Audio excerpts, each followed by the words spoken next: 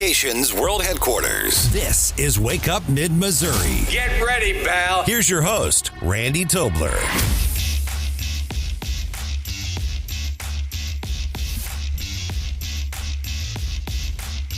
Million Democrat primary voters.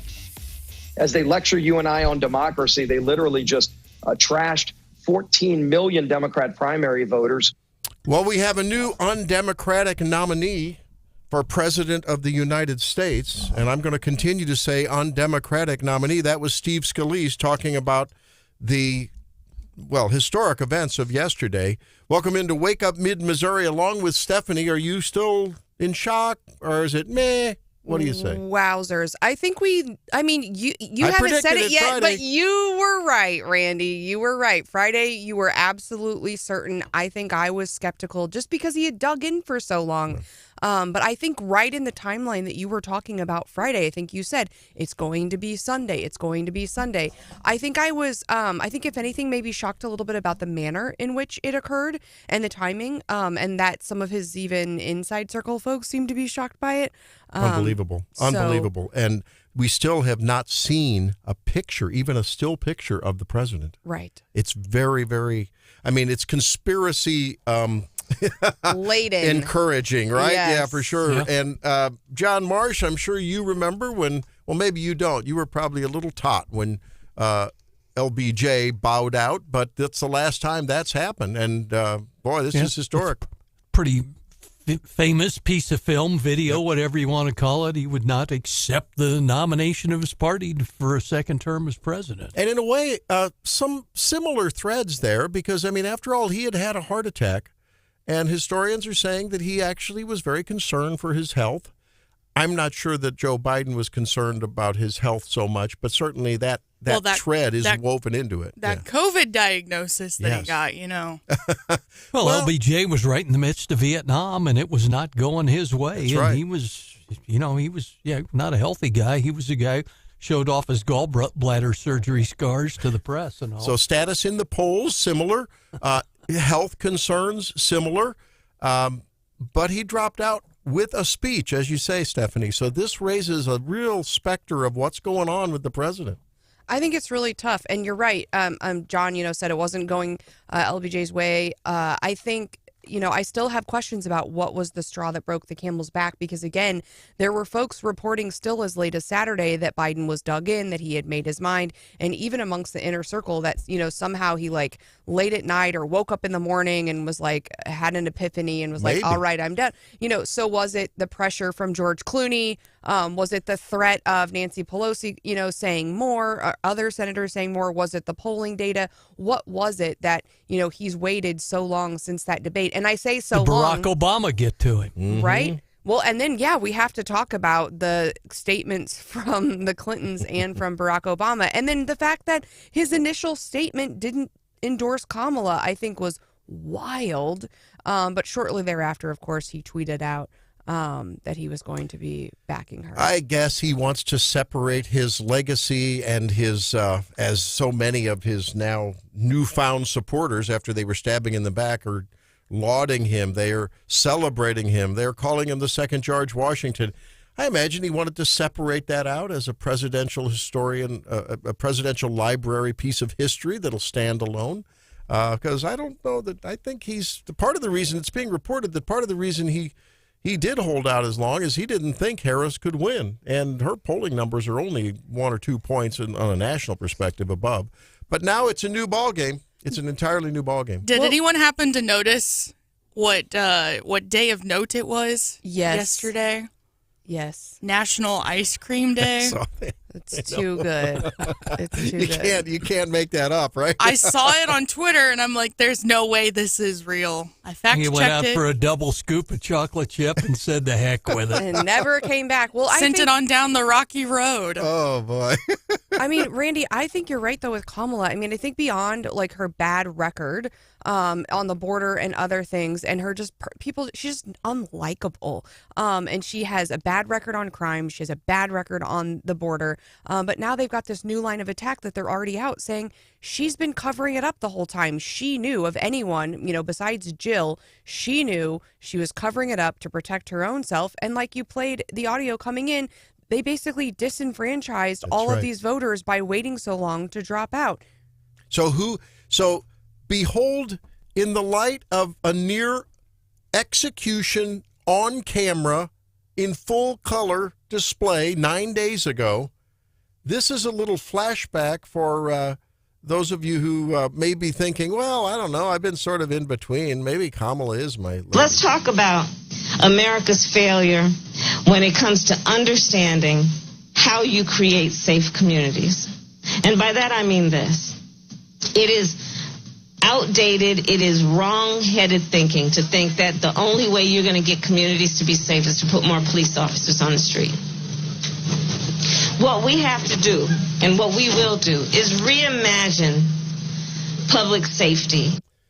Yeah, that's unarmed Kamala social Harris. Workers. That's her construct on how to achieve public safety. Sounds an awful lot like our mayor in a way, let's just build more homeless hotels. Let's make sure that we have, the social programs. And I'm not saying that the mayor doesn't want to support at least some police, but certainly has not been a friend of, avid police supporting. So that's Kamala Harris. That's when she's running for the presidency. So these things will float to the surface and will continue to trouble that campaign. On the other hand, and they are 4 weeks out from their convention. Who does she pick as her running mate? Good question. Because she gets to choose, right? Everyone says a white guy, but I have no idea. Wes Moore out of Maryland. Do you go all in with another woman? I don't know. Yeah, that's kind of speculation there. Christy, I believe she'd pick a woman to be her vice president, so it's a historic ticket, and they can change the whole conversation. Why would Christy I believe she'd pick a woman to be her vice president, so it's a historic ticket, and they can change the whole conversation. Why is she commenting at all? I know. She's trying to be relevant after she got the axe. It almost sounds like a sour grapes thing. It's weird. That was a strange comment. But I think in the end, when you just zoom back and look at this, I think Ted Cruz may have gotten it right. The reason they jumped ship is once the American people realized that he was incompetent, they were afraid they're going to lose. So we're now seeing the party circling the wagons around Kamala Harris. They want a coronation. And I'm going to, I want everyone to close their eyes and think of this metaphor. Kamala Harris, for all of her faults, for all of the word salad, for all of the we're unburdened by the past when we can look in the future, whatever. She would be a historic president. She would break the glass ceiling with this crown that she will be coronated with, the one that Hillary Clinton couldn't break. That plus her stance on abortion will buy a lot of votes. I think her pro-Palestinian stance will buy a heck of a lot of young people's votes. This is going to be a formidable race. I'm going to make the prediction this morning. Can she stop the bleeding with the black vote? I mean, you're right. And with the black vote, she's going to stop that bleeding. And she potentially is able to reverse the energy issue, which no one was excited to get out and vote for Joe Biden. There will be people who are excited, who are energized by this shift. And so can they gain some momentum here in the final hour? Jessica Tarloff said that yesterday on Fox News. She was like a kid at Disneyland. I mean, she was pumped. She said that we're raising money. What did they raise? Tens of millions of dollars, John, in the first hour or two after this? Just crazy. So we remember as the U.S. Senator what a Second Amendment opponent she was, too, or is. Yeah. We've waited this long for a female president. Dear God, please do not let the first one be Kamala Harris. Please. Well, I think it's going to be difficult to get past that yearning to check a box. Many people, I think many women who are in that middle, that will be the determinative middle, I'm afraid, the determinative middle, will I think they'll pull the lever for her because of the abortion stance and because of her gender. I mean, that's the reality. I don't know. We'll have to see. I just thought it was really very peculiar when Kristi Noem came out and said that. I thought, holy cow, what's that all about? I don't get it. So we'll want to hear your comments, and later on we're going to be talking with Scott Faughn. I'm sure he has some thoughts about this at 7:10. And at 8:10, we thought we'd see what David Tyson-Smith, a very, I think, a rising star in Missouri Democrat politics, has to say, and, of course, a local state representative. So he'll join us at 8:10.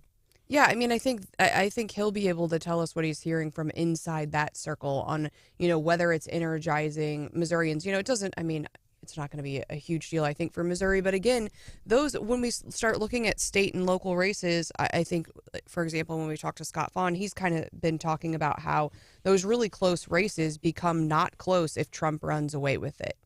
And this has the potential, like you were just talking about, Randy, of shifting the margins. Even if we think Trump's still going to win, it has the potential to significantly close the gap. And that closing of the gap affects pretty significantly some of our state races for House and for Senate.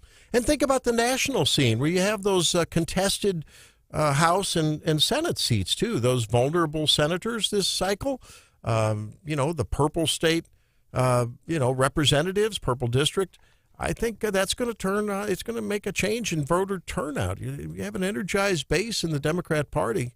I think this is a game changer, and she is not to be laughed at. As someone has said on the left, I've heard it more than once, she's a prosecutor, and you know how that mix is going to go, the prosecutor versus the convict when they get into a wrestling match, if they do end up on a debate stage. Will that happen? She is not to be. I hope so. And she's not to be laughed at because she's the one that's always laughing. Now, but we're kind of talking about her like she's the presumed nominee. It's been, I mean, I think she's presumed, but it's been, less than 24 hours now, and it was the Clintons. No, it was the Obamas. The Clintons come out, they endorse Kamala, right? The Obamas come out and they say, we're confident that the process will play out. That is not an endorsement of Kamala. We're hearing rumblings from Manchin. If Newsom has canceled all of his stuff for this week, he had all of these things on his schedule. Everyone's saying he has cleared his schedule for the next 3 days. If I'm a power-hungry Democrat, now's my time. And so is someone going to make a play for her? And I know, the experts are still trying to break down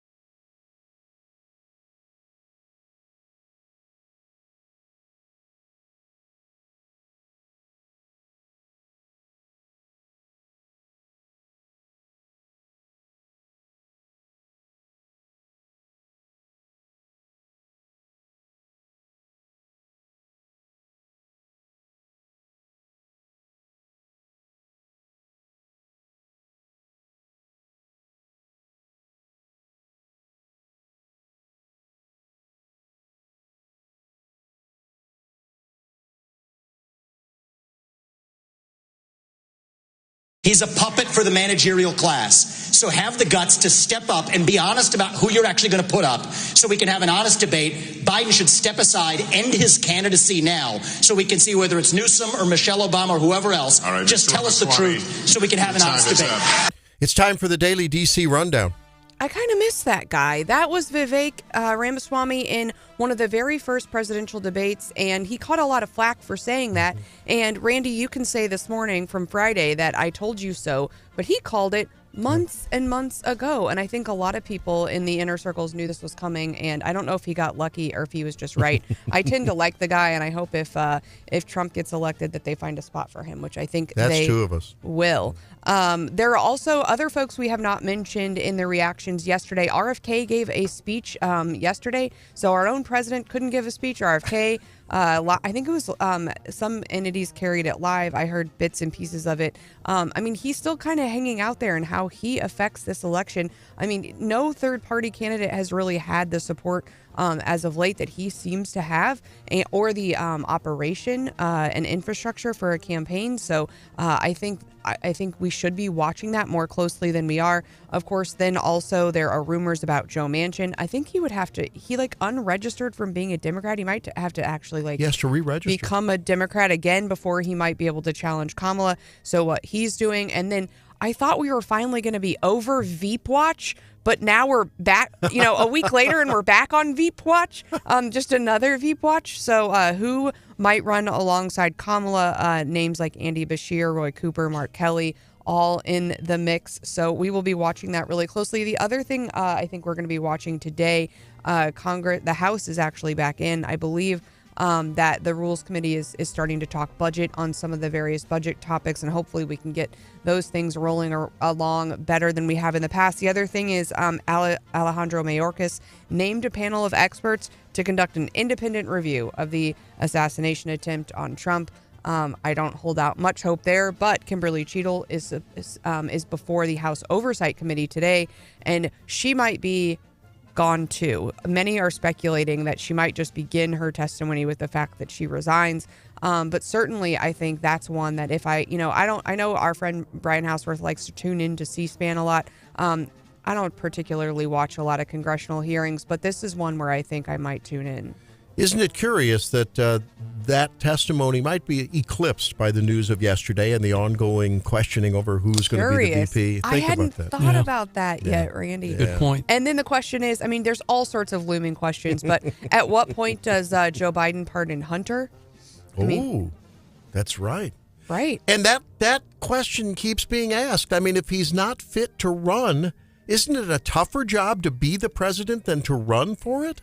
Yeah, I mean, I think so. And I think, a lot of folks, especially in Missouri, that was the reaction that I saw, especially amongst those who are running for office, was if you aren't fit to run, then you aren't fit to serve and you need to step down now. I think there's about a 0% chance of that happening unless the polling is so bad, because some are saying that, it's so much easier to run a sitting president. So if they think that might help them, then they might push this thing all the way through. The other thing I think, a lot of what we were talking about post-debate was foreign leaders and how nervous we are for the next 6 months. Now,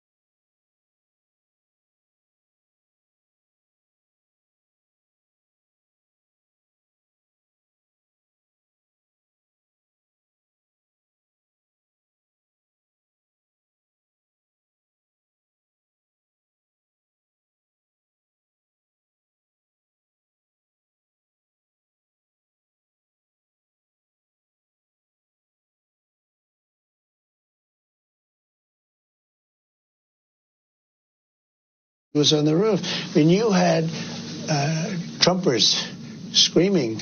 The woman in the red shirt, she was screaming, "There's a man on the roof!" And then other people said, "There's a man on the roof who's got a gun."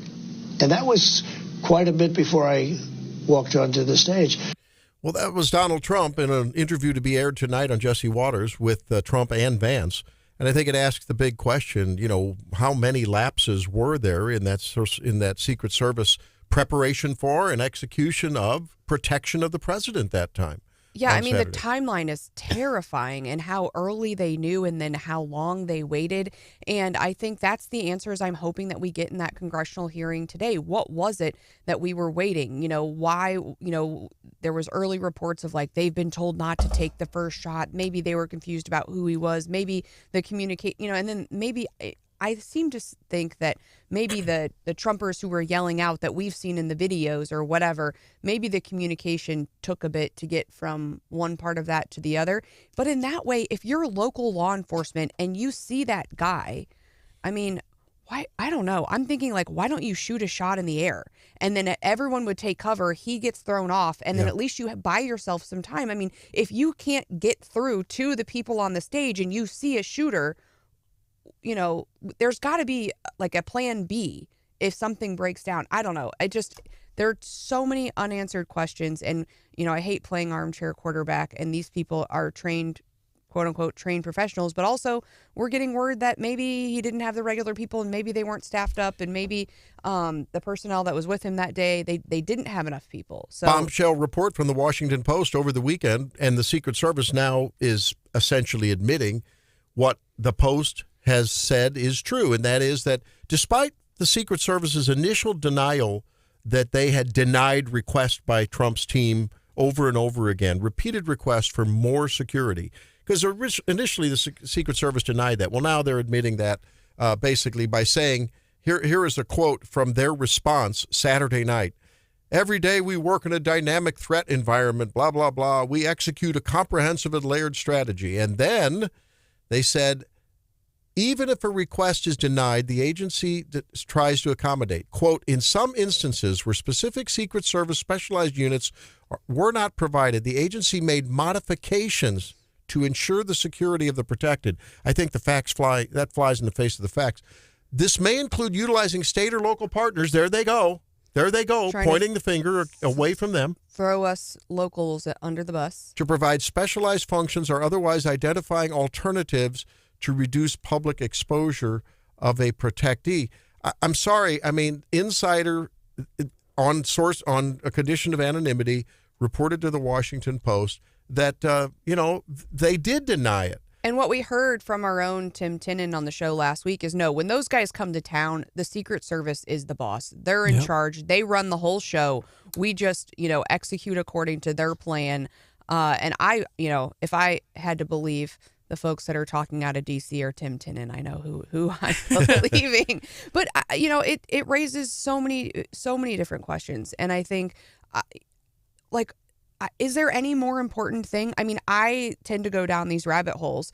And is there, okay, so you're law enforcement, right? And there are places where maybe you go when you're not very good, right? I'm thinking mall cops, and maybe these are just assumptions from watching too much TV. This should be the epitome of this should be the best of our best. And is there any more important role than protecting the leader of the free world? I don't know. I mean, that's the question to be asked. And at a minimum,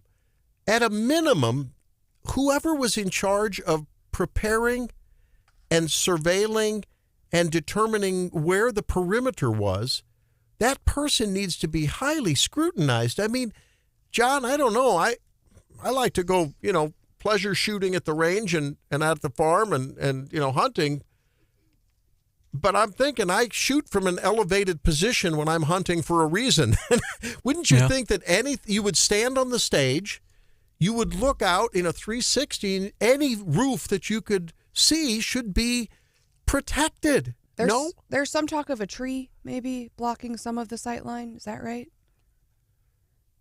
I hadn't heard that one, but like you said, when we talked to Tim Tinnon, who was a couple of governor's bodyguards when he was on the highway patrol before he retired, he kind of indicated to us that Secret Service, they're on their own frequency when they're at an event, and local law enforcement is on their own frequency, and they're running the show, and that's the way it is. And boy, they weren't running the show completely up to snuff on this day. Well, and think about the instability it adds not only for our own nation, but for the world if things would have gone differently. I mean, a week ago, we would have lost the front runner in the election.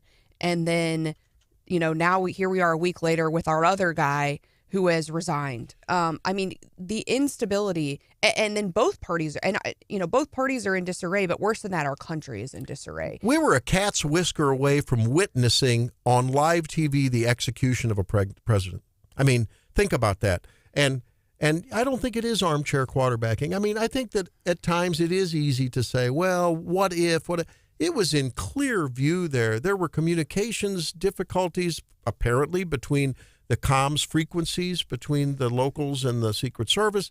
It's just man, it's so sad, but also we're very thankful that it wasn't worse. Although my heart breaks for the family of that firefighter. Oh my God, it just breaks. And the two other injured people too. I mean, their lives are forever changed. Yeah, I mean it's not something that I never think about, but certainly we go to a lot of political events, right? And I don't want, I want to take my family. I want to be able to go, and I don't want to feel like, I don't want to feel scared, or I don't want to feel like I'm forced to sit at home and I'm not allowed to be loud and proud about my political beliefs. And I think that thing in people's mind might keep some people home. And that's really sad, because we should be allowed to gather and support our candidate without fearing for our own lives. Speaking of political events, tomorrow night is the GOP, the Boone County GOP Ice Cream Social. Pulled pork available as well. It's going to be a big, big night. A lot of candidates will be there. You get a chance to meet them. And so you can get on the Boone County Mo GOP Facebook page and go ahead and sign up and let them know you're going to come. We saw many of our friends over the weekend on Saturday morning. Hannah was in the Eagle Mobile. Which friends and foes. Yeah, that's true. That we still need. There were a lot of Democrats in that parade in Ashland, actually. We've got quite a few in Boone County, but huge turnout for the Ashland parade. So that was really exciting. And of course, we've got the convoy coming up in Cooper County this Saturday. So we'll see a lot of our friends back there as well. I do need to issue a public apology for something that happened in the Ashland parade. What happened? My husband and I, actually, I'm not even going to throw him under the bus. I forgot to bring our candy for the parade. And there were several kids along the parade route who were like, where's our candy? Who, as we drove by, yelled, candy! I didn't have any. Oops. And my window was rolled down. You're almost face to face with these kids. I felt like a jerk. So you were guilted out the whole parade route, huh? Yeah. And you should have just texted me, because I had tons of candy in the trolley. And trust me, the kids did not go without candy. I try to tell my kids, like, oh, just a couple. It's all their friends, right? Oh, yeah. They're like, here's 8 pieces of candy, and then the next, we got lots of little helpers here, so we were giving out buckets of candy. Those kids were just fine, Hannah. Yeah, if you want to feel like a real turd in the punch bowl, forget candy for a parade. It was a great turnout and a good event. And yeah, I love like the summer election year. We're tomorrow's 2 weeks out from the primary, Randy. Holy schmoly. And you should have told them it was the Democrat organizers of the parade that banned you from giving candy to impressionable children. I like it. I will say we were right behind James Coyne. Oh, yeah. Who is the Republican candidate for one of the state Senate seats, running against Stephen Weber. And that guy was hustling, okay? He was trying to do the parade on foot while someone was driving a car. And, he's trying to talk to people, hand them his flyers. And he kept getting a little behind, so then he'd have to jog to catch up. And a couple times he had to hop back in the car, just take a little breather, which I do not judging or blaming Call at that all. the sag wagon on a bike ride. But my husband and I were getting a kick out of that, and we felt bad for him. There is an art to that because I'm either like ahead or behind. I feel we were doing some jogging throughout. I know Bob Onder was right in front of us, and he was doing the same thing, Hannah. He'd get behind and then have to run. I saw Kurt Schaefer there as well, so both congressional candidates were there, and then we've also Jay Ashcroft was there. Yeah, so there was a huge turnout. Now, I forgot to do this on Friday, Randy, and I was going to give out a gold star, name a winner, and it just there was a lot going on. There's been a lot going on. A late entry into the winner. A late entry into the winners, but maybe now I'm going to revoke the winner that I was going to give out Friday because I would say there was a lot. We've been complaining a lot about MoDOT and their project, and I will say it started last week, and for me, I'm just speaking for myself, coming in and out of town last week, it was not bad. I'm not saying it was great. I didn't have any problems. It was not bad. There was, a little bit of people are still trying to figure out like where exactly you're going because you're like the lanes are changing and, there's one lane and whatever. I did get a text on Sunday about noon that, what is that, John, 54 West was backed up once you get... man, did you see the pictures? Yeah, so my parents were driving down to Redfield, and they passed kind of like downtown area right there at the hospital, and then, headed back toward the bowling alley. They said it went on for 4 miles. Now, John, I got texts from people... I started texting people I knew and said, you guys need to go a different way, who were, down at the lake. And I heard by mid-afternoon it was cleared up, though. I don't know. Well, maybe people took your advice and went Highway 5 or the back way or something. I know you texted a picture to us that your parents took coming, they were going the other way. Holy cow. I mean, that was monumental. Yeah, I wonder if you were stuck in it, let us know. And maybe I'm wondering, was there, because it cleared up so quickly and then I didn't see that backup later in the afternoon. I'm wondering if that midday backup had to do with something else. Is that normal lake return time? Or I would think it'd be later in the afternoon. I would think maybe some people decided to get a jump on it knowing knowing that the traffic could be bad. I don't know. At the same time. I haven't seen an explanation, but I will say overall, I'm still reserving the right to revoke the winner nomination. But last week, I would say, for all of the talk about it being a problem, it went pretty smoothly last week. Smoother than I would have thought. So the nomination is in flux. You haven't really decided whether to really double down on that nomination. We'll see maybe by Friday. Will you have a better bead on it? I think so. Okay, all right. Judge Stephanie will make that nomination or not.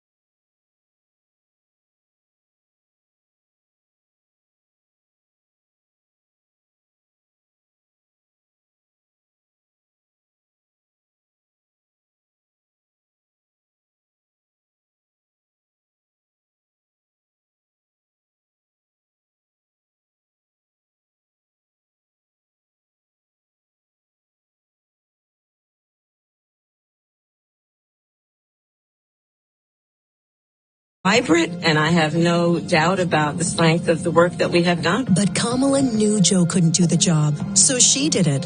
Look what she got done. A border invasion, runaway inflation, the American dream dead. They created this mess. Kamala owns this failed record. Make America great again. Well, that's a new ad out in an attempt to immediately go after who, I guess this PAC, Make America Great Again PAC, presumes will be the nominee in the wake of Joe Biden dropping out of this race yesterday. As we do a sweep around the globe, as it were, around the country to see what's going on, of course, they filed the Biden campaign filed FEC papers yesterday afternoon to try to ensure that the campaign money can now go to Harris because obviously, they're on the same ticket, and I guess that's going to happen. Yeah, I mean, it's not a done deal, and I obviously know a lot of very, very smart Republican lawyers, and one of my favorites posted something on LinkedIn yesterday and starts pointing to issues in the background, and he's like an expert in FEC. I tend to do more MEC work here in Missouri. Mm-hmm. He's an expert in FEC, and he seems to suggest that the FEC is going to let her take the money. So let's assume she has the money. Mm-hmm. What does that do to the fortunes of a Joe Manchin, of a Wesley Moore out of Maryland, a Gretchen Whitmer up in Michigan? I mean, there's something to be said about she's a formidable candidate. I mean, she is because she in Democrat circles checks the woman box. She has led a fairly decent Michigan economic recovery. So, that's someone whose name has been mentioned. About maybe would someone like that be a vice presidential pick for Kamala, perhaps? I mean, or do you would think she they'd really put two women on a ticket? Historic. Okay, so that's the question. And 573-874-9390. Throughout the show, throughout the next few days and weeks and maybe months, I'd like to know, let's assume that Kamala is the candidate. Among your independent swing voter friends, and many of you have those friends, maybe some of you are those voters who voted for Trump in 2016 and for Biden in 2020. Will the issues of her failure on the border, her administration's failure on the economy, her own complicity with the lie that was protecting Joe Biden, the undemocratic process at which she was nominated, the issues, and about her word salad way of communication, will all of that be eclipsed by the fact that she would be a woman, South Asian, woman of color, first president of the United States to click all those boxes, and her abortion stance? If you put that on one side of the electoral seesaw and you put all the issues on the other side, I'm not sure which is going to win. Especially when so many hate Trump. Yep. And would never vote for him anyways. And John on the text said his wife was telling him yesterday that she was seeing that whole, I'm with her all over her Facebook, and I was seeing that as well. And so I don't think they care about the issues. I think they care that she's a woman. And then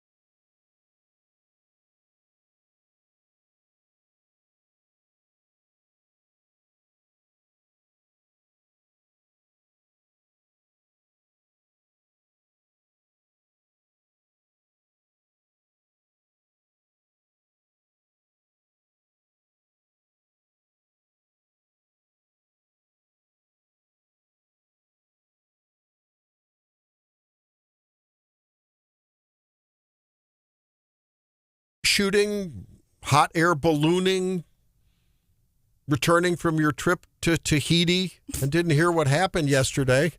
Joe Biden dropped out of the race. Kamala Harris accumulating delegates, calling state by state by state to get commitment among Biden-committed delegates for the nomination. And more and more people jumping on board. Barack Obama has not endorsed her. But we heard over the weekend, just I guess late yesterday, that Newsom was canceling his schedule. But you said as of this morning, he's endorsed her. The Hill is reporting that he's endorsed her, as has Josh Shapiro, the governor of Pennsylvania, who was mentioned as potentially competing for the nomination. But we'll have to see what goes on.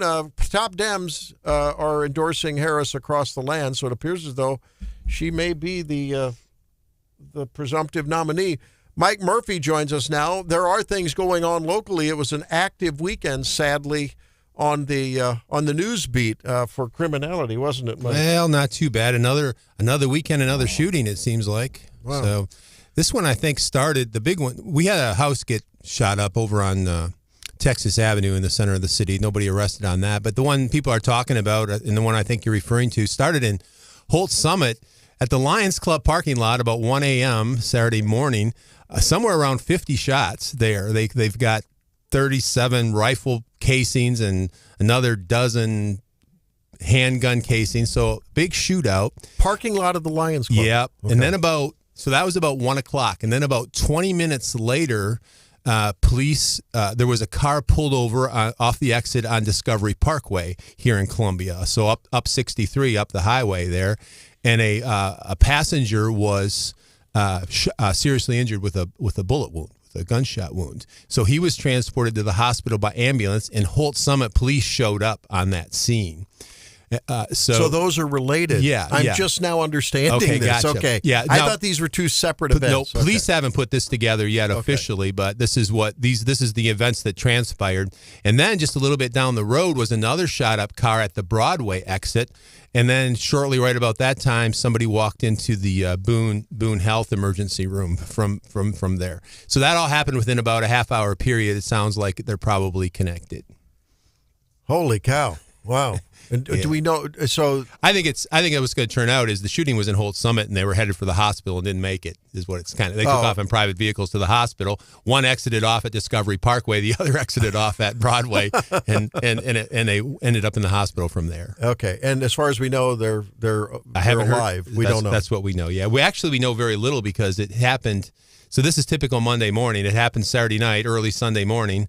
And, you get a little bit of a very preliminary police information, and then you don't get anything for a while they investigate. Yeah. So. All right. Scott Faughn joins us now, as he does every Monday morning. After we bring you up to date on the local news, there is more happening, of course, other than at the national level.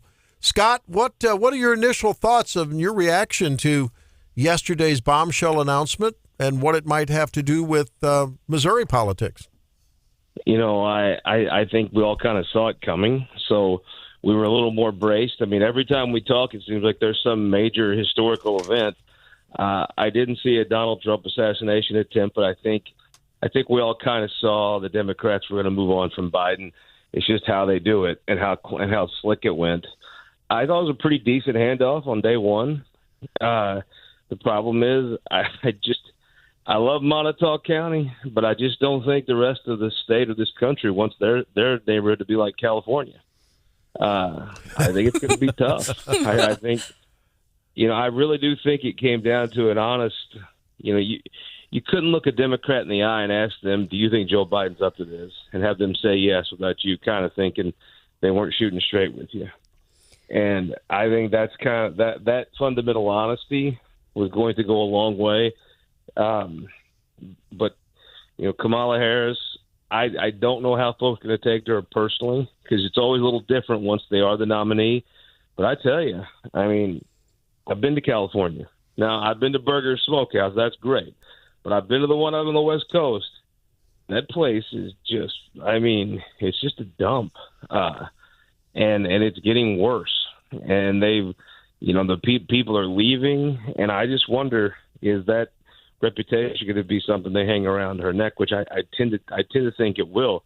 What it means for Missouri, I think Kamala Harris has a better chance to be your Bill Clinton Democrat that did well here than Biden, just because, honestly, the Biden things weren't going to work. We all saw that at the debate party that you all had at Lakeside Ashland. So I think there's a potential for Democrats to do better in this state with Harris. But, nobody thinks Kamala Harris is the dream candidate for Missouri. Now, with those Missouri races, tomorrow marks 2 weeks from our state primary. I guess that means no excuse absentee voting opens tomorrow. And so voting will begin in earnest, really. Anybody can go to your clerk's office and to some of these. I know Brianna Lennon has several sites on the weekends that people can vote, so you can check your clerk's office website. But anyway, back to the primary. What are we going to see? I mean, it seems like things are really heating up. We're seeing a lot of negative ads coming into this week. What do you make of all of that over the weekend? I think we're in the heat of campaign season. I think that governor's race is going to be a photo finish. Jay Ashcroft, people started to count him out, but I think if you see, everybody that's an Igel-Kehoe voter is for the most part a new Igel-Kehoe supporter. When the bullets start flying and all the negatives go, I can see people coming back home to that Ashcroft name. I think he's still in this race. Probably needs people to fall back to him, which is totally possible. Bill Eigel had all this momentum kind of gathered up and ready. He'd never been hit. Now the folks are hitting him. And Kehoe's trying to play whack-a-mole. He tore down Ashcroft's 30-point lead, and now he's got Eigel with some momentum. He's trying to smack him back down. I'd rather be Kehoe just because Kehoe has such a resource advantage. But, let's be honest, it's going to be a fun week. I'm going to actually get to see Bill Eigel today on my F-150 campaign tour, and then Wednesday we'll get to see Kehoe. So I'll get to when I call back in next week, I'll give you an on-the-ground report. But I think it's going to be a photo finish. Eigel's got a little momentum. Kehoe's got a huge resource lead, and Ashcroft's got that name that, if the two of them hit each other too much, I think Jay could be sitting there to pick voters back up that started off with him, maybe decide to leave for another candidate. But it is the name It's going to be the comfortable name when folks go to vote on Election Day. Are you predicting when you look or drink from the stein of knowledge, is there going to be any surprises? Some of those down ballot races seem pretty competitive and pretty, if something, somebody has some sort of good thing or good turnout, or I don't know, they seem a little bit open. So are we going to see a big surprise, like maybe that we're not familiar with show up as a winner on that primary day? Well, I think somebody's going to win that Secretary of State's race, and that's going to be a surprise because there's so many ways that could go. I interviewed that Jamie Corley. What a great person! What a great interview. There's so many people in that Secretary of State's race. Somebody's going to surprise someone because there's just so many people, and none of them have a huge resource advantage really. Plocker would have the most name ID and the most money, but still, I think you could make a case for several of them. The AG's race, I think it's going to be a photo finish. I really thought if Trump would have endorsed Scharf, he was well positioned to take advantage of it. But now we're into 2 weeks out, and he still hasn't endorsed it. I think Bailey's looking better all the time, but going to be tight. Wassinger, if a St. Louis lawyer can buy it, he's going to. Lincoln Huff has, if this was a St. Louis primary, Wassinger would be in good shape. I'd say with the entire state factored in, Lincoln's in good shape. But you could see a surprise out of that race. But I think really the interesting part is going to be that Secretary of State's race, who wins and why. And then can Vivek Malik just outpace the entire competition? I haven't seen any negatives launched against him yet, other than your whisper campaign. That'd be about it. But there's been no serious money put behind a negative on Vivek Malik. And I think, unless the negatives come quick and are effective, he's going to win that race. So a surprise look at the Secretary of State's race. I've been collecting, just as a hobby, all of the flyers that we've been getting. Really? Yeah, because I get disappointed in the... I've been collecting them, too, in my trash can. No, I collect them because I'm sort of... I don't know how everyone feels, and I'm curious how our audience feels. And, Scott, what pollsters and consultants think, I guess, because you're so deeply involved in these races and understand the backroom goings-on. But I, for one, was pleased to see, so far, I've only seen a positive one from Vivek Malik. It's positive. And And I've seen, man, like you were talking, I mean, the back and forth. Eigel, trial lawyers, Keogh driving a bus owned by a guy who lobbies for Smithfield Farms. Ashcroft isn't really an engineer. I mean, all of the hate and the negativity. Oh, China, Shanghai this and China that, and Bob Onder voted for this and Kurt Schaefer voted for that and selling land to China. I mean, the common bloke finally starts saying, what are you for? What do you stand for? We all understand that sometimes in compromise, I understand now. I finally delved into it. This China land thing. What 2013? Scott could give you the good history on 2013, heretofore, as I understand it, you weren't allowed to have foreign ownership of land. Then, in order to allow Smithfield Farms in, they allowed a 1% rule. And apparently, Schaefer... Well, it used to be... Who voted for that? Okay, who voted for it? It used to be 0.5%. Smithfield, most of northern Missouri was going to be out of work if Smithfield didn't find a buyer. And it out was of find bacon. a buyer, go out of business. And so they found a buyer, kept them in business. It's so funny. The party of property rights now is lining up to see how they can tell you what to do with your land. In some form or another, Bill Eigel voted against an amendment in the Senate against banning foreign ownership of farmland. Jay Ashcroft supported some version of this. It's all, if you're dumb enough to bite on this issue, someone's smart enough to put that on the hook and snag you. It's all just, we'd call it back in the boot heel BS. None of it's real. None of these guys are for China. None of these guys are for property rights either, I guess. The China thing is a big hoax. It's like the Russian hoax. This is the same thing.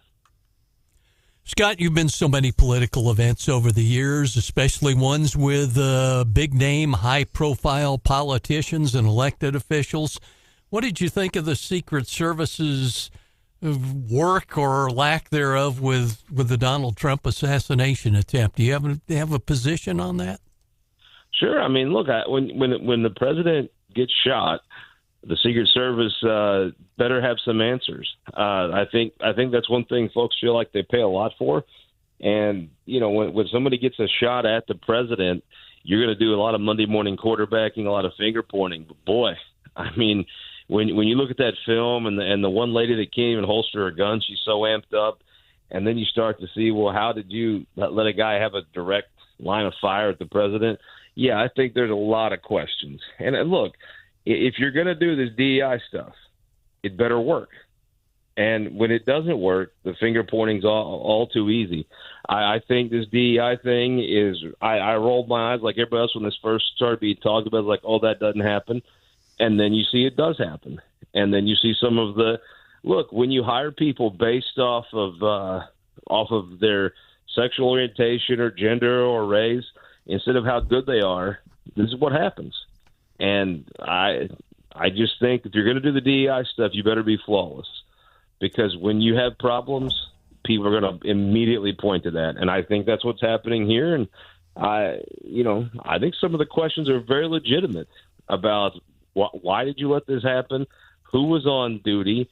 Why can't they holster their gun? Why are people that are too small to really be a shield for the president, a tall president, why are they on that duty? I mean, some of this stuff's common sense, and I think there's going to be a report, and I doubt it's very flattering to the Secret Service. I think, folks, the polling shows that Boone County is going to be hard to win for state Senate for a Republican. And so I think folks pretty much have presumed that it will be Stephen Weber. But there are some other competitive Senate districts here in our Mid-Mo listening area, one being the Curtis Gregory, Doug Ritchie race. Are there any others that we should be watching, or can you talk to us about that? Listen to me, Columbia. This is your simple hillbilly from south of the river. You have a thing called the Flagship Council. You have a thing I think y'all have the University of Missouri up there. Is that right? Truman Tiger. If you do not elect Curtis Gregory, lower the flag on the Flagship Council. Okay. Pack it up. All right. It's over. The last word from Scott Faughn.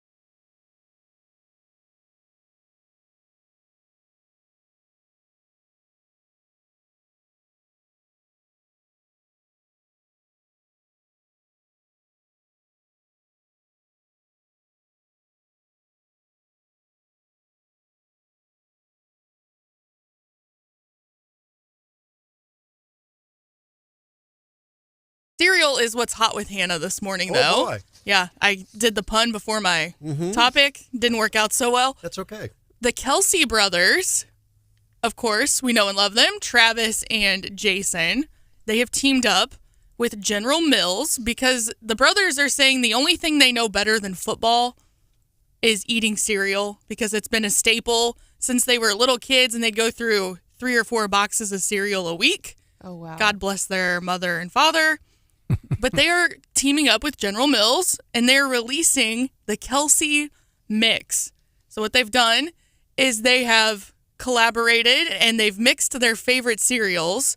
So coming this fall, you're going to be able to get Reese's Puffs, Cinnamon Toast Crunch, and Lucky Charms all in one box. Ew. Like it'll all be mixed together. I know. I'm like, okay, Reese's Puffs and Cinnamon Toast Crunch. That could be good. I've seen people make s'mores with a cinnamon graham cracker. That's what it makes me think Oh, of. yeah. And it's good. But then you throw in the Lucky Charms and that to me ruins it. Oh, no. That's like putting like gummy worms and fruity things on ice cream, which I don't understand either. Yeah, so coming to a supermarket near you this fall.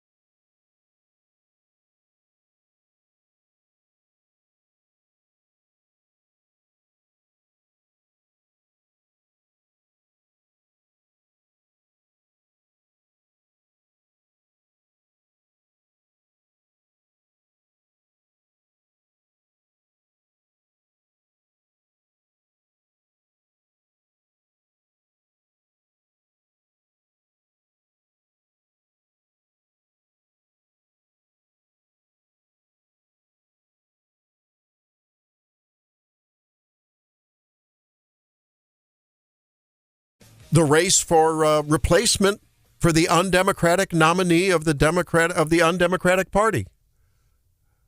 Isn't that funny? Who's the real threat to democracy now? How many million voters voted for Joe Biden, turned into delegates for Joe Biden, and now potentially we could be looking at, John, we could be looking at the inauguration on January 21st next year of a woman who didn't ever receive one vote in the delegate race for the primary. Never got one delegate. Queen Kamala. Can you imagine that? Oh, boy, yeah. Stephanie, can you imagine that? I think it's awful what they did to the Democrats. And Josh Hawley, I don't usually agree with, and I don't typically think is very funny, but he had a tweet yesterday that was basically like, well, since they are done rigging our elections, now they're rigging their own elections. I thought that pretty good line. I thought that was pretty good. We talked earlier about this shooting in Holt Summit early Saturday morning. John, you're reporting that there's yet another suspect now. That makes how many? Well, that's the one from Fulton, which we don't think this is related This to is the a different one. This is Fulton. Yeah, now they're up to 5 suspects. They have 1 at large and 3 in custody, and we're not real square on where they were with the juvenile, if the juvenile's facing charges. But this was a killing that happened last Tuesday of Jakeem Braggs of Fulton, and it was, to hear the eyewitness reports, it was sort of like they lured him to a site, and he was outside the vehicle shooting away, and they were shooting back at him, and he was killed at the scene.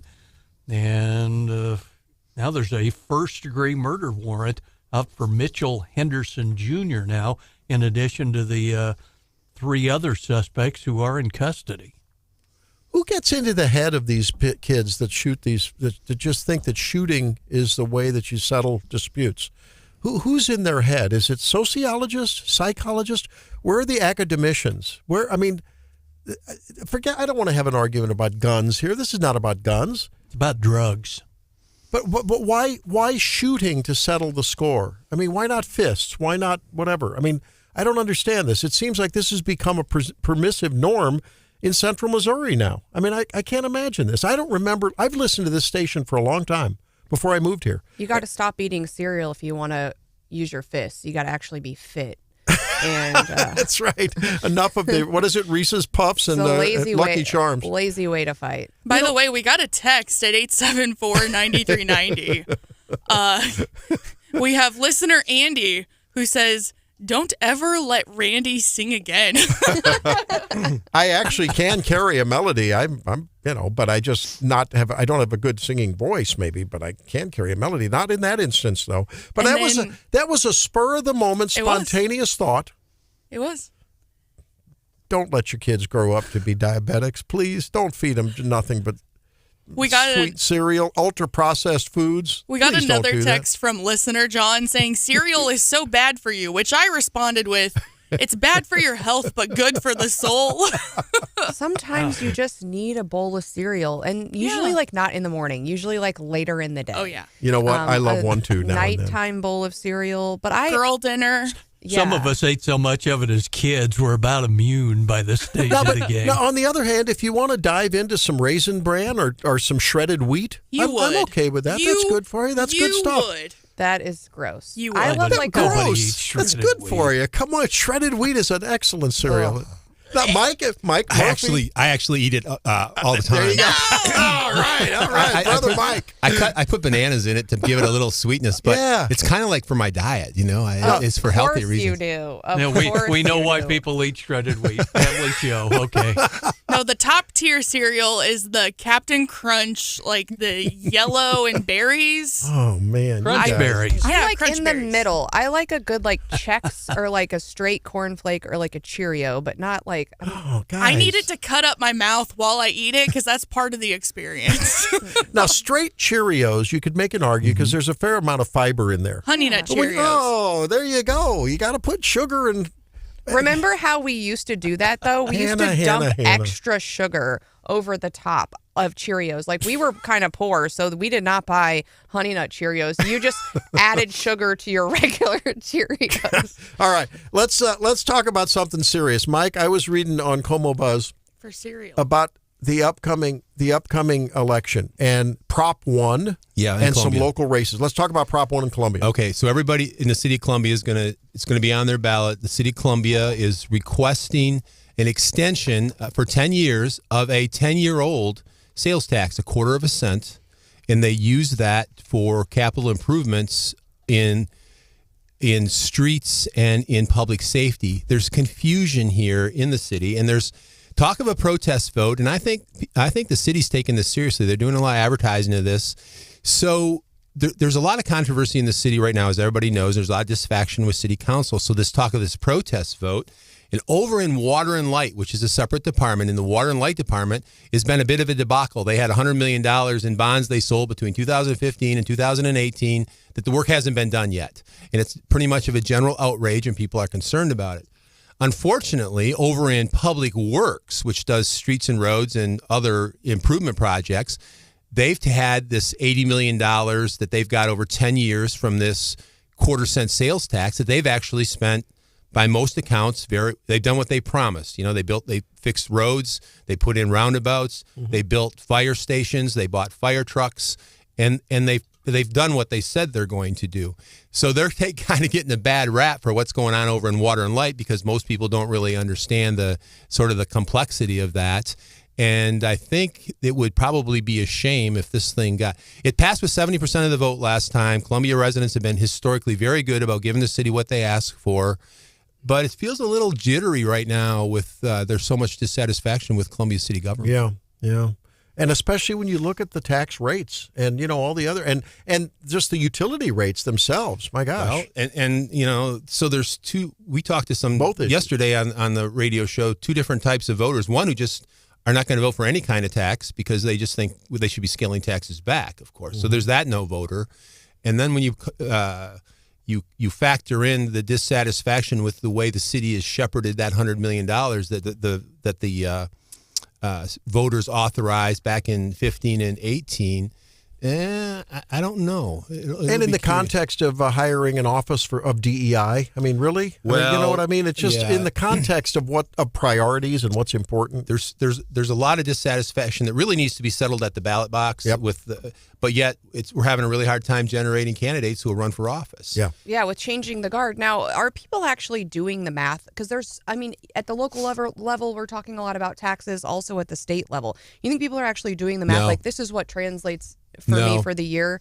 Because I think, I've been hearing this debate, and, we got a lot of people talking about personal property taxes. And I'm thinking, how much a year are you paying in personal property taxes? Maybe I just have cheap vehicles or something. But and I'm not asking anybody here to disclose, but I would say on average, most people pay less than $200 a year in personal property tax, unless you have a bunch of kids and a bunch of cars and maybe a boat. I've never paid more than I think $250. I have 2 cars and it's $800. What? Yeah. Property tax in Montauk County hurts too. So it's $1,000 a year. My personal property tax, yeah. Really? Yeah. You live in Columbia. Yeah, but it shouldn't. But that's a county tax. I guess it is. Are you including your real estate? No, that's just my strictly personal property. Yeah, just my 2 cars. Wow. Really? Mike Murphy drives Maseratis. No, they're not. I guess so. No, they're not. So you don't have high. I mean, you don't have. Yeah. No, Okay. I'm doing Hondas and Toyotas. Wow. My husband's 2015 Ford Explorer is usually $300 Wow. Yeah, alone on property tax. I'll have to ask my wife what we're paying. I don't. Well, I don't know either how way, to go. we hear a lot about that. And in the grand scheme of things, when I'm thinking of how my taxes shake out, I'm thinking on my, income tax, I know I've saved a lot based on recent state tax cuts, and it far outpaces my personal property tax. Same for the gas tax. Well, I'm Brandon Rather told us on air what his refund was, and it was $40 or something. That's what it's costing annually, and people are mad about. And I didn't support it. It goes up every year too till it's fully instituted next year. But 12% increase? In the grand scheme of things, when we're doing the actual math, what's affecting my family at the end of the year, it pales in comparison. Sales tax is the killer. Think of this sales tax though. This ask in Columbia, and I think to your point, Columbia people pay around 8%, depends on where you buy something. 4 point something of that goes to the state, 1.7 goes to the county. Columbia gets 2% of that. Mm-hmm. Of their 2%, inside of that, and it's earmarked for 4 or 5 different places. Inside that 2% is this 0.25%. So it's a teeny little sliver of the 8% sales tax. Well, and as we're talking about personal property tax, of course, there's a primary election happening in like 2 weeks. Yeah. We teamed up with our Zimmer Springfield news station, KWTO. The Zimmer News Network did a little special interview, almost like a forum with the GOP candidates for governor. We're releasing little snippets here and there, little episodes. But there's a couple episodes posted on the radio station's Facebook pages. You can go listen and see where the candidates stand on abortion and on personal property tax. Those are 2 separate episodes. They're like 3 minutes each. They're quick listens. And we talked to Jay Ashcroft, Bill Eigel, and Mike Kehoe. So you can hear all 3 of their answers to the same questions. And we'll be releasing more of those between now and the primary. So stay tuned for more. But the episode I posted on Friday is on personal property tax, so go check it out. Real quick, we're going to go to Chris. Real quick, your thoughts.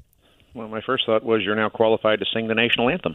Oh, anyway, there you go. This whole deal that's going on with Biden and Harris and the whole shebang here, this is what a lot of us have been preaching against on this early voting. They keep pushing this. We want you voting 3 months before the election and 6 months before the election and, get your vote locked in. And I've been saying forever, what's going to happen when something really big happens between the time you cast your vote and the election? Yeah. And, what if this was in the, after the, or in the general election and you went and voted for somebody that's not even on the ticket? I'm guessing your vote's going to go in the dumpster. No, you're right. I mean, things are going to change. That's why I think many of us say it's illegitimate to have this early voting because you don't often get the whole truth and nothing but the truth until near the end. All right, we got to run. Hey, John, what's up on your plate when we come back? How about a spa treatment compliments of Oscar Mayer? All right, boy, I don't know. Nope. That's a tease if I ever heard. Well, Nope. back with John in just a minute. This is Wake Up Mid-Missouri. I just wanted to thank you.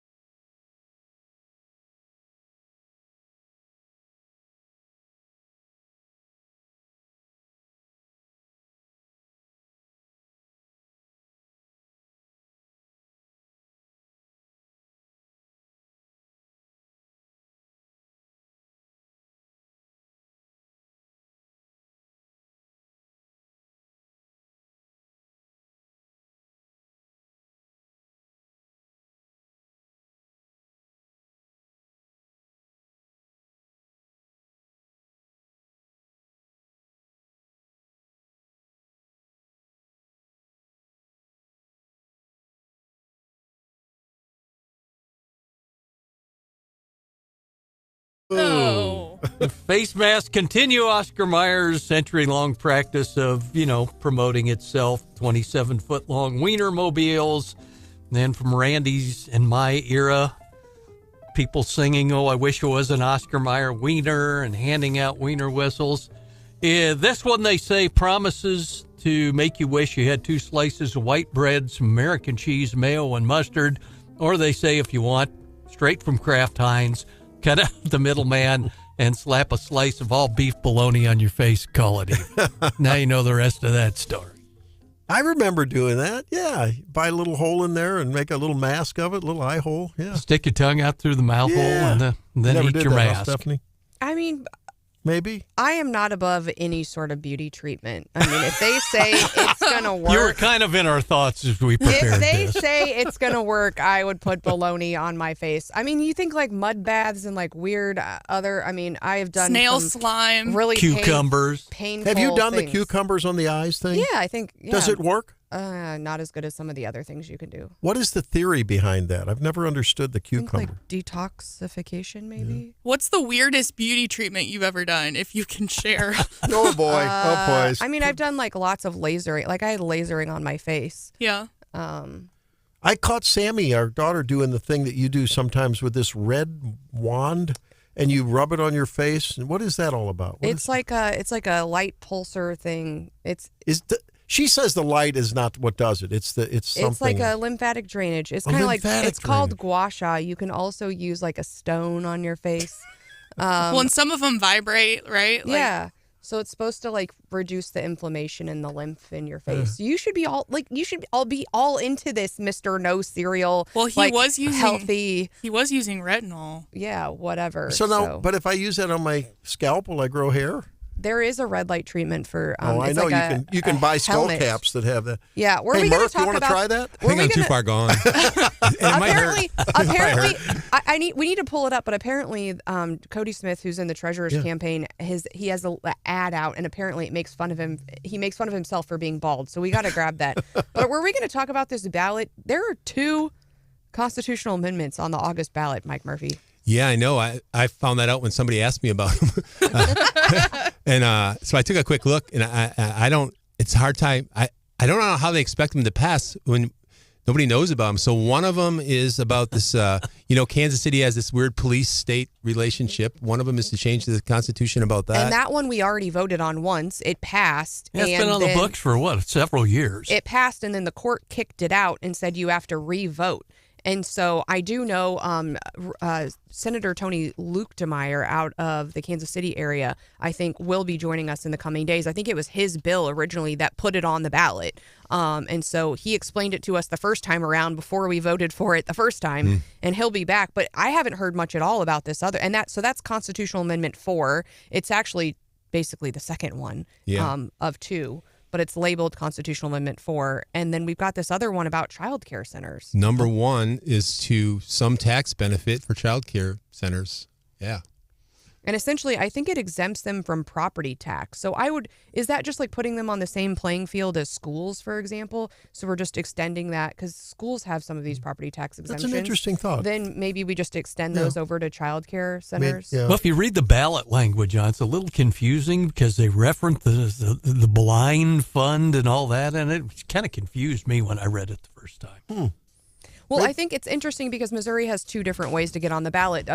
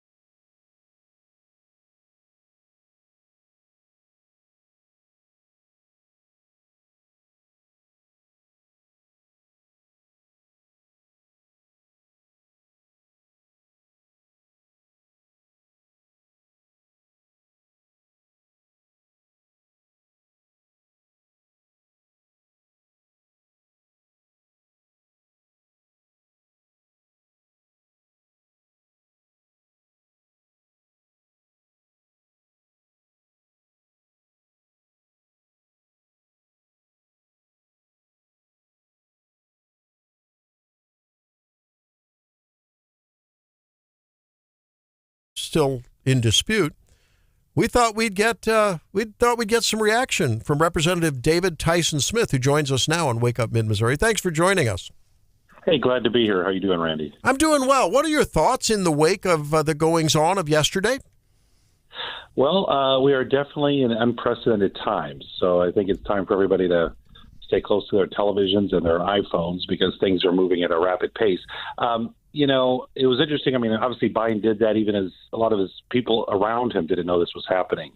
So it caught a lot of people off guard, even though everyone was kind of banging the drum for him to step down.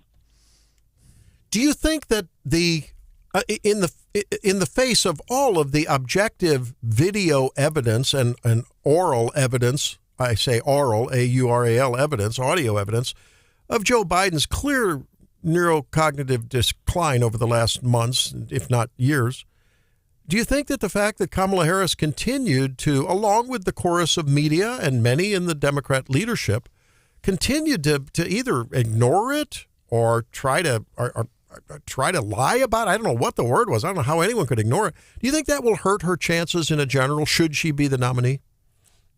Well, I don't know that Kamala Harris lied or ignored it. I mean, she's a vice president. What is she supposed to do? I mean, come out and say, hey, I think this guy may have some cognitive issues.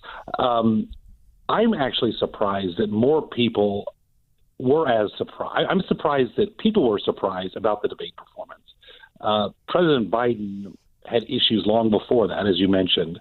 Other speeches, walking around. I don't know why all of a sudden America acted shocked that he was having these issues. It was a bad performance for sure, but he had trouble speaking prior to that as well. So I don't know that people were lying. I mean, everyone could see it. It was right in front of their face.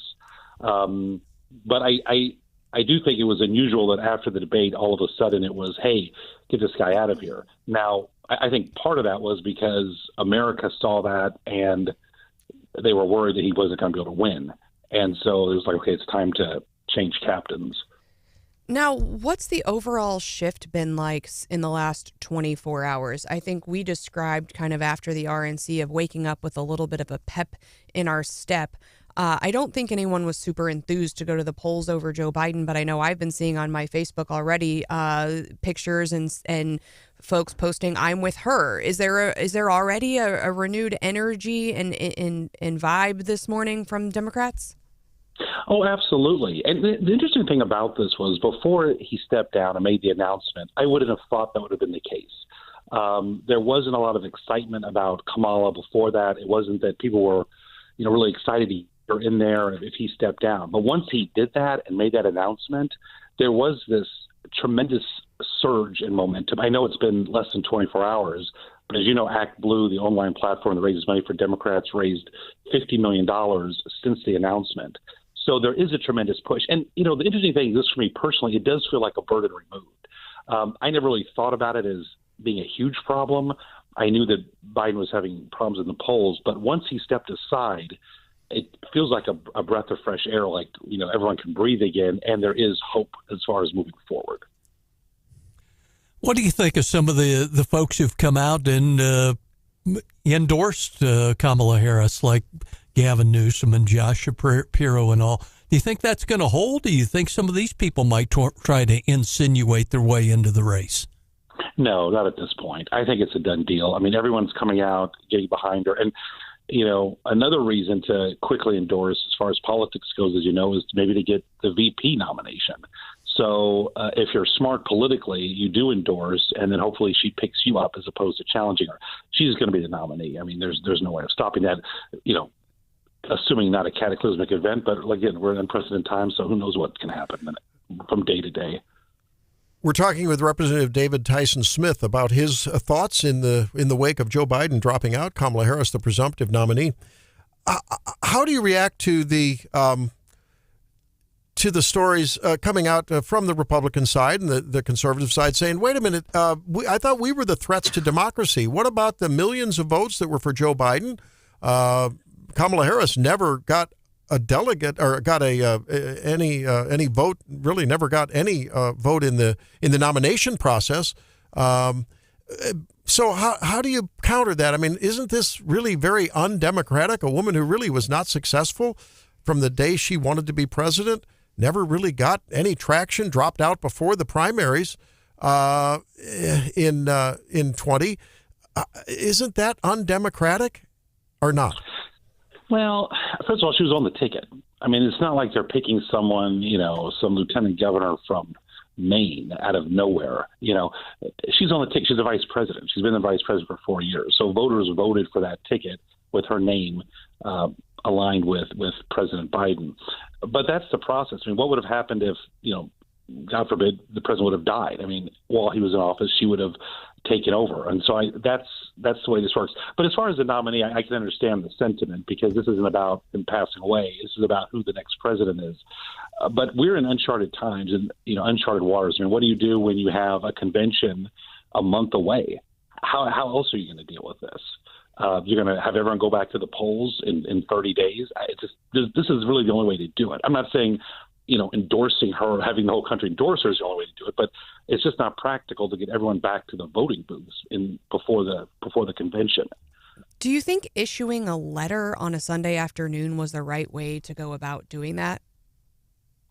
Here's my thought about that.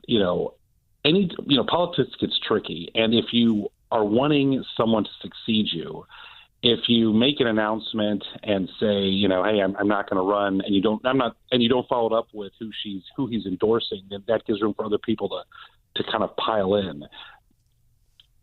It was odd that he didn't give a statement that night. I would have thought he would have come out on television in the evening and given a formal announcement about it. I was surprised by that. They said he's going to do it later this week. But, yeah, to have a letter released without seeing or hearing from him, I thought was a little strange. I have to ask you a question about sort of the whole glass ceiling issue and identity politics. I think most of us would like to at least aspire to, and some of us think that, well, personally we are there. Are we past the point where the color, the gender, whatever orientation is really not what we should be talking about going forward in an election process, that it should be about the issues? And do you think with her having her particular identities, that will in fact be the focus and will disarm or attempt to disarm people who make policy differences with her? Well, you've heard of the fact she's a black woman, and can a black woman become president? Before Obama ran, people thought, well, people are going to support him beforehand, but then vote against him in the polls. A black woman can be president, but there's other factors. I mean, do people like her? What is her record? How has she dealt with people? Has she built quality relationships? What has she done in prior offices? So, I'd like to say that, well, no one looks at color, no one looks at gender, but they do. But that can also be a strength as well. I mean, it's my understanding there was going to be a conference call last night, I think, by an African-American congresswoman, and there's supposed to be 20,000 people on that call, potentially all women. So on the other flip side of that, you have people may come out because of her race or her gender.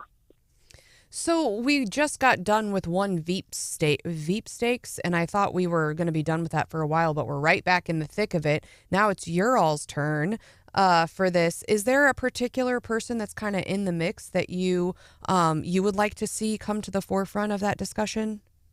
I don't want to come out and endorse anyone per se. I know you've got Shapiro out there. I think it would have to be somebody that can carry one of these upper states, Pennsylvania, Wisconsin, Michigan. I think that would be important. I know, obviously, people throw out Newsom's name. He's in California, maybe perceived as too liberal for this. So I think it would have to be either someone from these, blue-collar factory states or someone from the Midwest to balance out the ticket. Well, let's circle back around on this whole identity and demographic block capturing or geographic block capturing. I really I wonder what you think about the choice of J.D. Vance for Donald Trump's running mate. Certainly not someone that really, in an ideological way sort of helps expand the tent, more doubles down on the MAGA philosophy. In the wake of that selection, and now in the context of what happened yesterday, what do you think this means for Republican fortunes if you were telling that story? Well, the problem is for Republicans is that now the Democrats have an advantage because the Democrats have seen the Republican field and now they can adjust accordingly. You know, a lot of people weren't on the left were not crazy about J.D. Vance, but in the light of general election moving forward, it looked like Trump was going to win with Biden as president. It wasn't terrible for the Republican Party, but I think now the fact that we see who the VP is in Vance, and we have an opportunity to pick someone to counter that, I think it's going to be difficult for the Republicans moving forward because Vance is 39.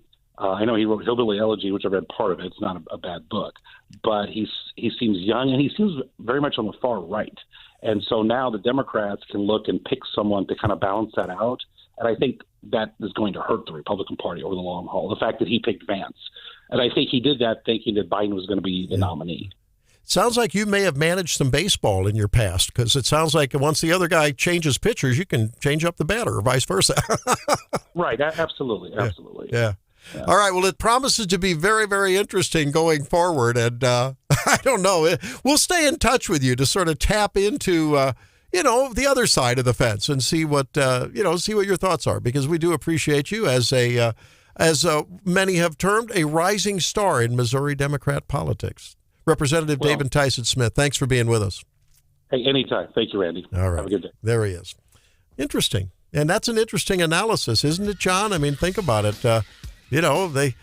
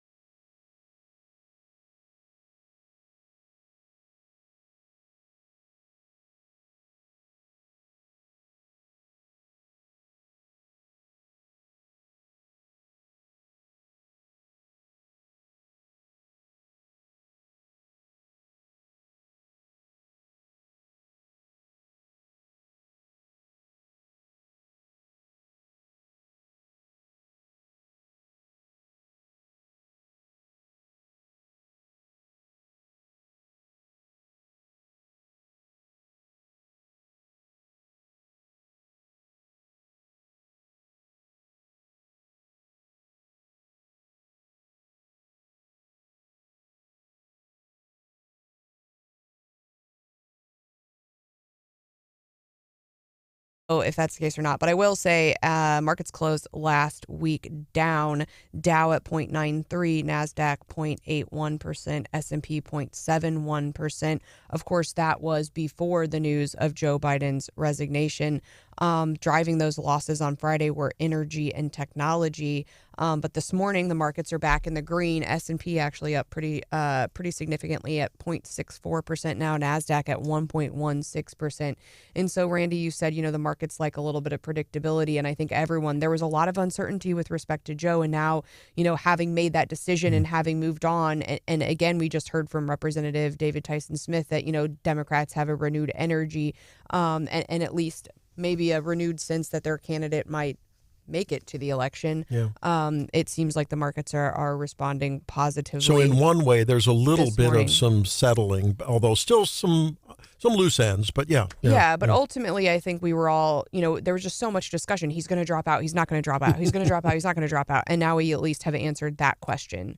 Another question that a lot of folks are struggling with right now is, when is the right time to have a kid? How many kids do I want? And do I even want a kid? And the Wall Street Journal is shedding some light on those conversations. They talked to a number of young couples, and we've been hearing for a really long time that people are waiting longer to have children. To dink or not to dink? Yes. That is the question. That's right. And of course, a dink is we're not talking about pickleball. Dual income, no kids. And so but there's been, that trend has been happening for a lot of time. Yeah. We're waiting longer. We're having fewer kids. And we understand that. But now they're saying the trend, actually, the data is bearing out that many more people across, they said, all races, all socioeconomic status, all education status are just deciding not to have kids at all.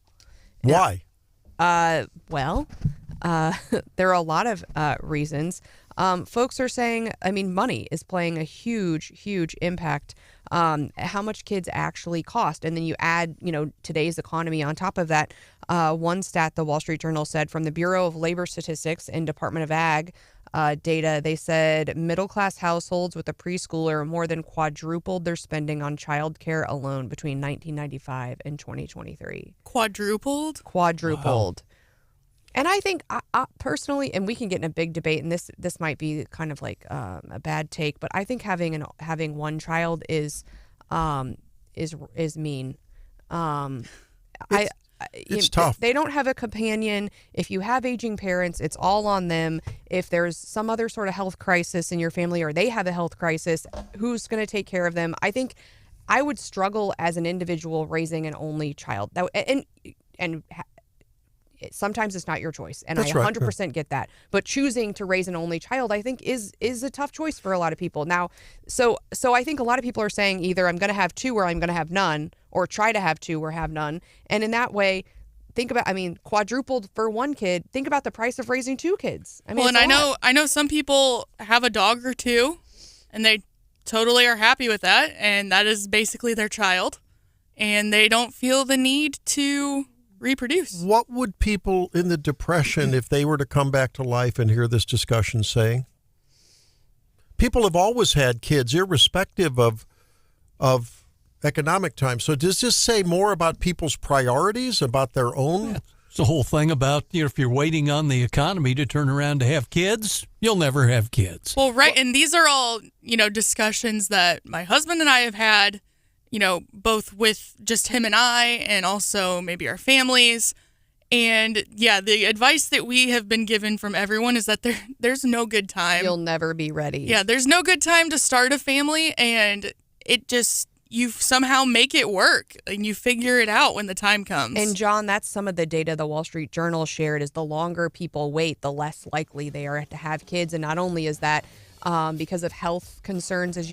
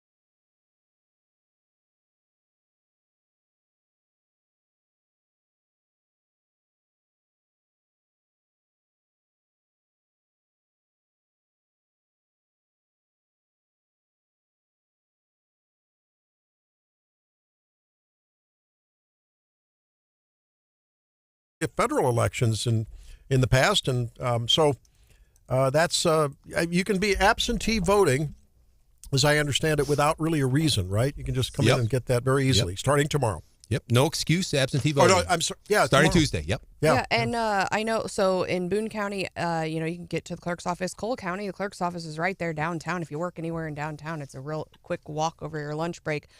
We've got, and then we've also got these off sites in Boone County. I know on August 3rd from 10 a.m. to 3 p.m. In Boone County at the Southern Boone Library or the Centralia Public Library on that Saturday, August 3rd, which I've done in the past and has been really nice. The kids can check out some books. I can go and vote, and we can be in and out in a hurry. So make sure you're looking at those. Yeah, dates. this Saturday too, Columbia Mall and Douglas High School between 11 and 4 here in Boone County in Columbia. And depending on what level of government you're voting on in the primary election, I mean, you're essentially electing most likely who's going to win. You're electing that position, right? Especially when it comes to statewide races, when it comes to the primaries, right? Because it's likely for most of the statewide races that a Republican is going to win. They often do for many of those. It's important. People dismiss the importance of a primary is what I'm saying. Yeah, so we will be picking the winners in the statewide races. I feel like that. Governor, Secretary of State, all Lieutenant 5 Governor. Yeah. Statewide races. There will be Democrat challengers, but they really do not, unless something really crazy happens, they do not stand a chance. I will say this is how, so Josh Hawley is going to have a challenger. Lucas Kuntz, who I think has some association with Jefferson City, has been in that primary. Of course, he's not the only one in that primary, but this is how bad the Democrats have it, in that the St. Louis Post-Disgrace, who, is always in favor of the Democrats, came out and did endorsements, and I think they endorsed Lance Kuntz, who is not a person. He doesn't even go here. They got his name wrong. Oh, no. Okay, like that. That's how bad it is. That's brutal. Accuracy in media. To be fair, we have had regular Wake Up family members get his name wrong on this show before as well. Yeah, they have, but it's not good. So yes, for many of these races, although you will go in and vote in the general, a lot of them will be effectively decided in August. All right. Good and point. Then from a local perspective, John, there's some other races going on, right? Not that many. In Cole County, there's one contested race among county officials, and that's the race for Cole County Assessor. We're seeing Mr. Theroff and the incumbent Mr. Estes square off on that one. But for the vast majority of Cole County voters, when they go to the primary, they'll vote on those big statewide races, but there's not much to pick and choose from on the local level. But on that race, we talked about some controversy that the incumbent, some fire that he took, right? Some heat that he came under. He's bumped heads with the county commissioners for quite some time over there, with a lot of allegations back and forth. Yeah.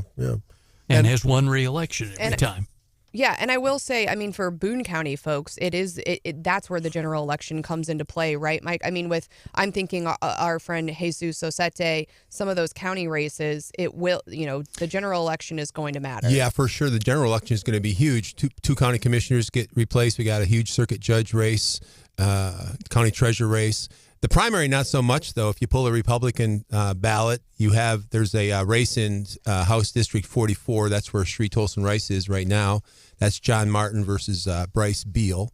So that's one local, the only real local contested race on the Republican side. If you pull a Dem ballot, you have a couple, which is interesting because you have the sheriff's race over there, Dwayne Carey versus Charlie Blair. And also there's a race in House District 50. That's South Columbia. That's where one-term Doug Mann decided not to seek re-election, and that is the Columbia attorney Jeff Basinger versus the MU nurse Greg Bush. Is that sheriff's race really a race though? Dwayne Carey's an incumbent and has been. Well, what's interesting though is how many people are going to vote in that?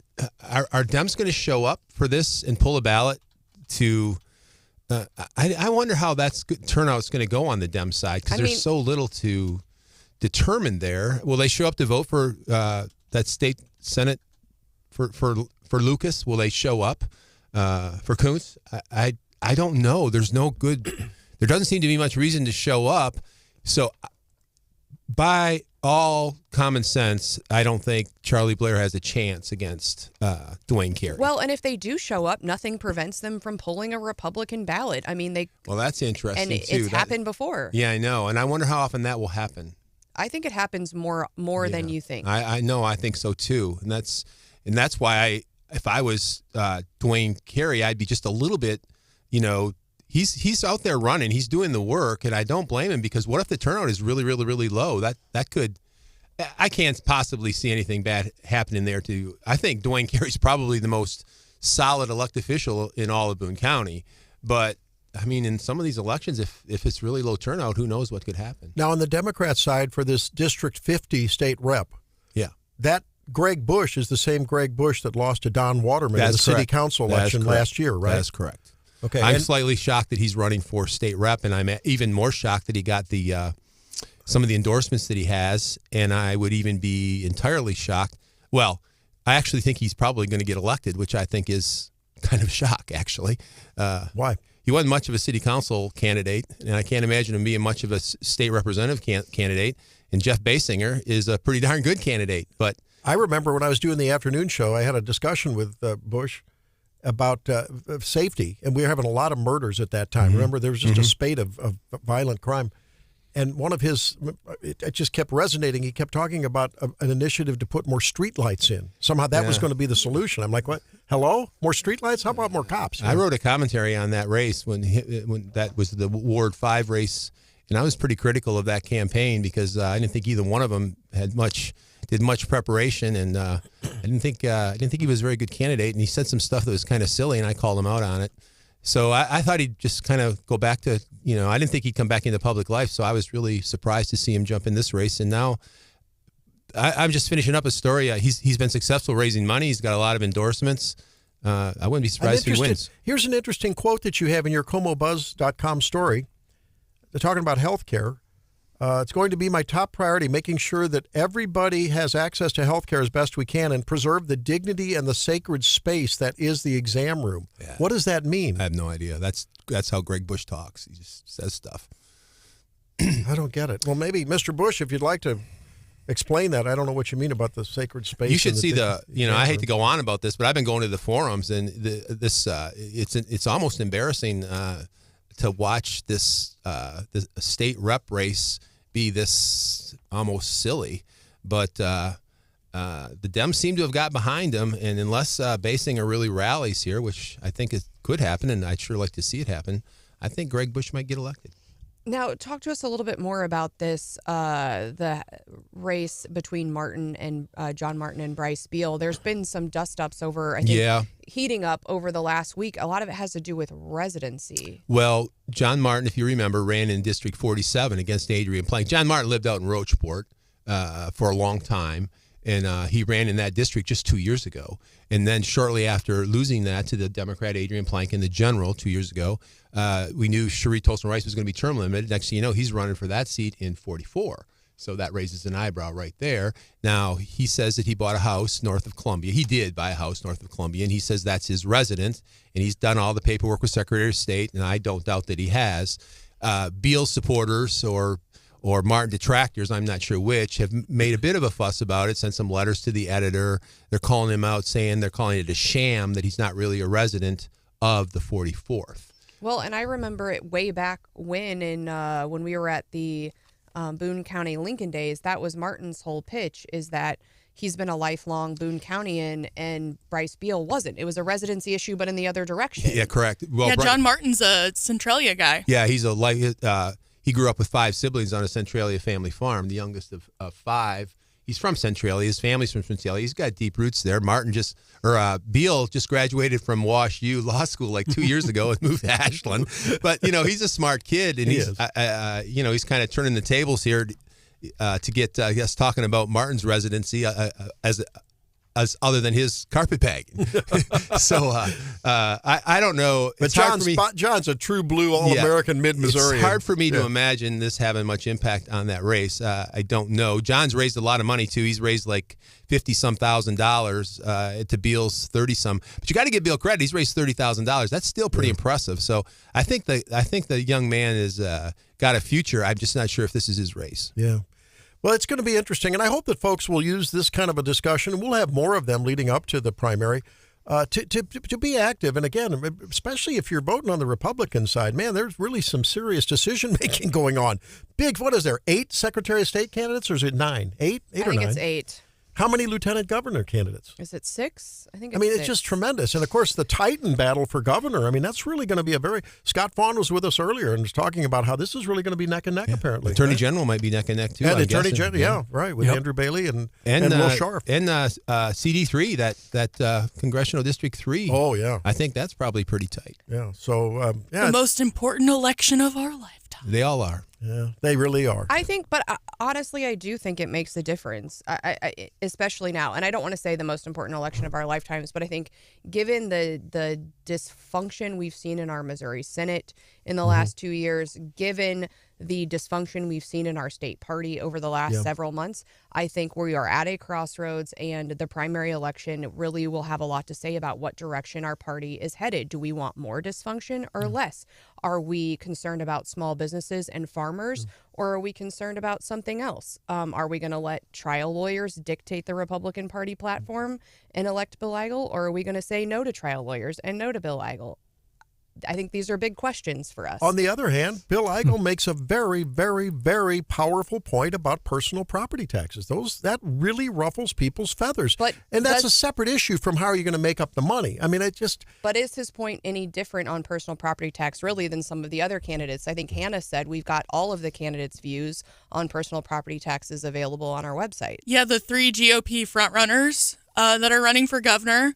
On the radio station's Facebook pages, we have a couple episodes. There are more coming. But so far, the ones that are published are abortion and property tax, and, where they stand on that and how they plan to replace that income.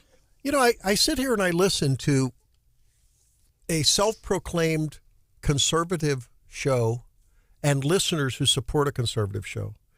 And we're talking about tax credits for child care. I'm channeling one of our texters here. That was a tax exemption. Tax exemption. Exemption. Who and I'm also talking about was sponsored by Senator Travis Fitzwater of Mid-Missouri here locally. I'm sure he's a good guy. I'm just asking. I'm asking the question, and I'm going to continue to ask it until they put me in the ground, which may be tomorrow. You never know.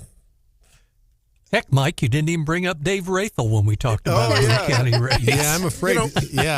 We talked about, we sort of said, well, look, in order to bring Smithfield Farms and jobs up there, we took a 0.5% or a 0. I read 0, but Scott said a 0.5% allowance for foreign ownership of land to 1% to carve out for Smithfield Farms. At what point are we losing the integrity of the limited government? All people are created equal. One texter said, I run a business. Daycare centers are for-profit. I'm for-profit. How come I don't get a tax exemption? You know what I mean? Is that now am I like old-fashioned? Is that a 1776 argument that we can't have that discussion anymore? Who are you going to vote for that supports no incentives and no tax credits? I would like to see that person. I'm tired of crony capitalism. I was going to say, I'm like I love my farmers. I love my daycare workers. I love my senior citizens. There's a big but coming. Yeah. Why should senior citizens just get a property tax freeze? Why not everyone? See what I'm saying? Denny Hoskins, who kind of leads and flies the flag for the Freedom Caucus, his big issue in his main bill was film tax credits for the film industry, and that was supported by his fellow Freedom Caucusers. So if we want that limited government person, who is that person that supports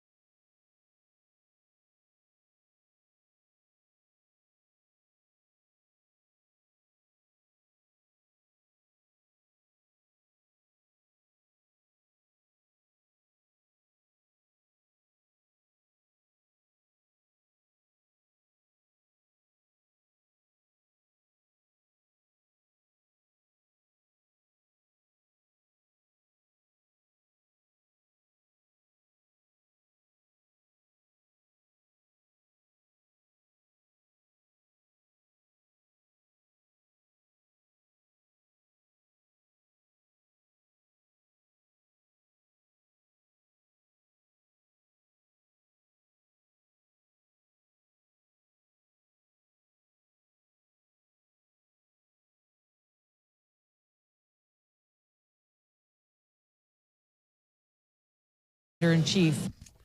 Well, I don't know if Tulsi Gabbard is lobbying for a potential cabinet position in a potential Trump administration, but she has come out against Harris and in a fairly lengthy video on social for Donald Trump. It's time for leftovers. What do you say? I like her a lot. Okay, the Olympics start on Friday, by the way. Yeah. That is being greatly overshadowed by everything else. I personally still really like the Olympics and like tuning in, so I'm looking forward to it. I'm hoping to watch. Thinking about that, it's funny how it keeps coming back to me when every time I see an Olympics commercial.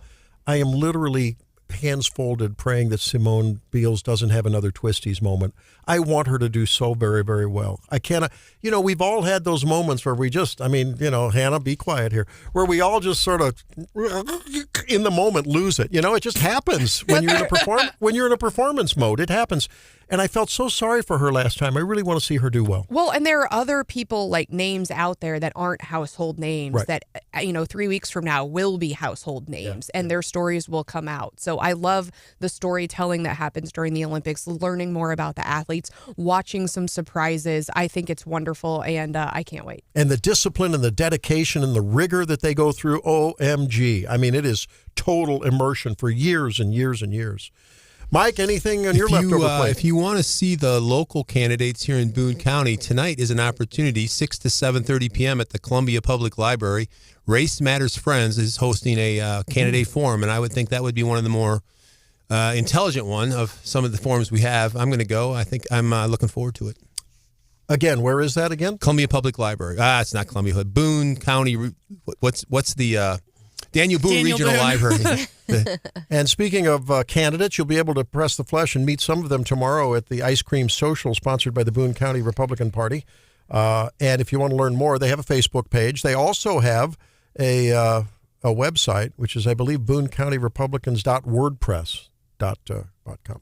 So learn about that and let them know if you can register so that they can get enough ice cream there.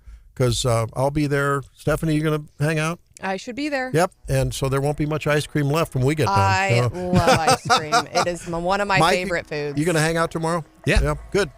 And maybe Hannah, too. Hey, thanks for being with us this day and every day. We really, really sincerely appreciate you listening.